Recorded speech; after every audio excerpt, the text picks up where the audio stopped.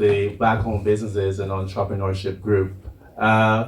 This event has been a labor of love between myself and my team, my co-founder here, Fatima, and we've been working on this event for months now. But this event started out in my bedroom.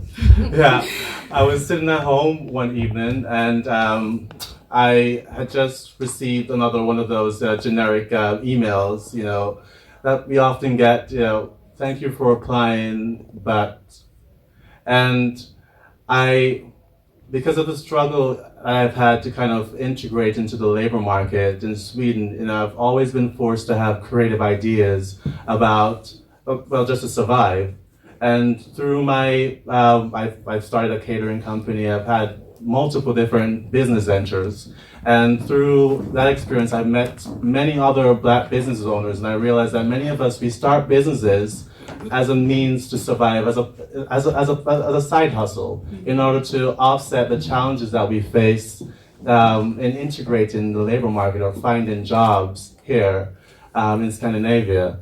And I sat down and I thought, what would be a way for us to be able to locate and find the other Black-owned businesses in the region? Because from speaking in the conversations that I've had, part of the challenge and part of the struggle was that we did not get the support, and we would start our businesses, but we would not be successful, or we, within the first 2 years or the first year, we'd fail because we don't get the support, we don't have the resources, we don't have the knowledge to be able to sustainably run our businesses.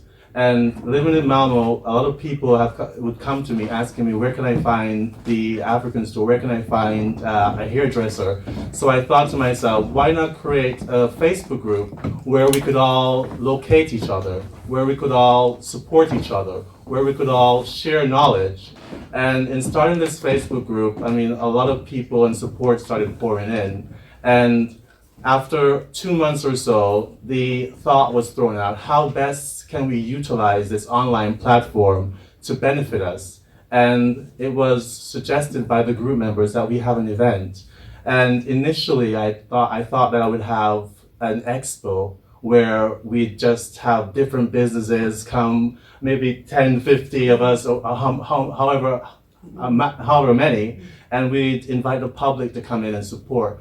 But then I realized, because I participated in so many accelerator programs, and the business that I had was a catering company, and I wasn't able to see any other Black catering companies that was doing what I was doing, so I wasn't able to relate. And I felt like I was all alone in the struggle. So I thought that it would be grand and great to have a summit centered around knowledge sharing by inviting Black-owned and business owners and people from minority groups in society who have experience with this struggle and who are running their own businesses, who have set up their own successful organizations, who have this experience to be able to share knowledge, and for us to invite the public, people within our community who have ideas, they want to start businesses, or maybe they do have are already running their businesses, but maybe feel a little bit uninspired, as I have throughout my journey, to come, and so we could share, exchange, network, and possibly find avenues of synergy where we could collaborate. And that has brought us here today, May 4th, to the first ever Black-owned businesses and entrepreneurship summit. I invite you to just bring yourself and all your thoughts, all your anxieties, all your worries, all your worries and expectations. Bring that into the room and just be present. And I hope that the keynotes that will be shared here today, and the discussions that we'll have will be beneficial to you. I just want to thank the union for providing us with this space. I recently came across a quote this morning that says that, you know, our ancestors, they had the courage, but they lacked the resources. But, you know, at present, we have the resources, but we lack the courage to actually go ahead and, you know, start our own businesses and do our own thing. And when we got this idea, you know, it was just an idea, and we had no resources, but we decided to take that plunge and have the courage to go out and actually ask people, you know, for support. In the union, they were very open and they welcomed us with open arms. They were very excited about the project. And just there's actually a lot of people who have opened up. A lot of people opened up, yeah. So, but we would like to, I mean, Osman, who's the center leader here, is absolutely amazing, and he's, you know, he's giving us contacts to people who could help us with the, you know, applying for funds. Even though we didn't get any funds, we got like 5,000 kroner. That's all we have.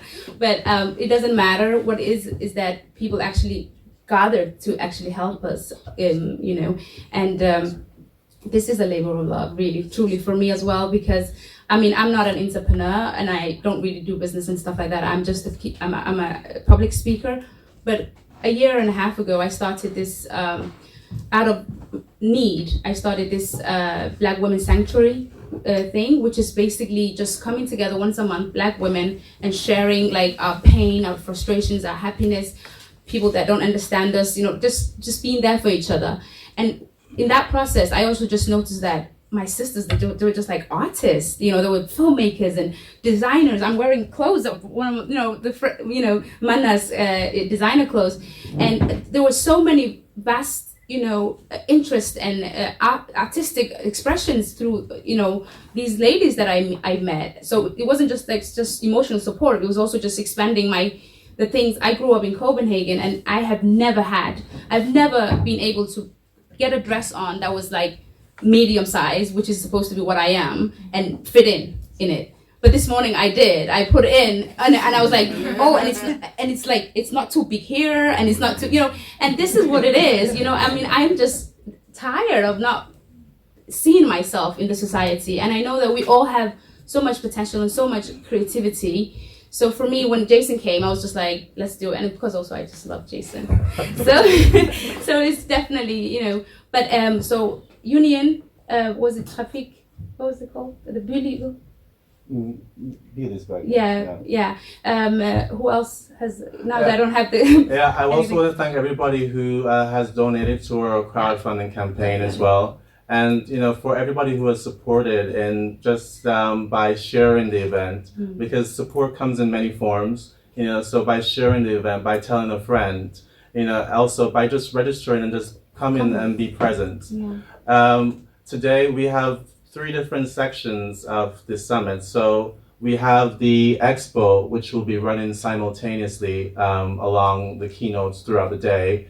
And we'll have breaks throughout the day, so everybody could go down and, you know, see the different businesses that are on display, as well as we'll be having the keynotes, which, you know, the majority of them will be hosted in this room, beautiful room right here.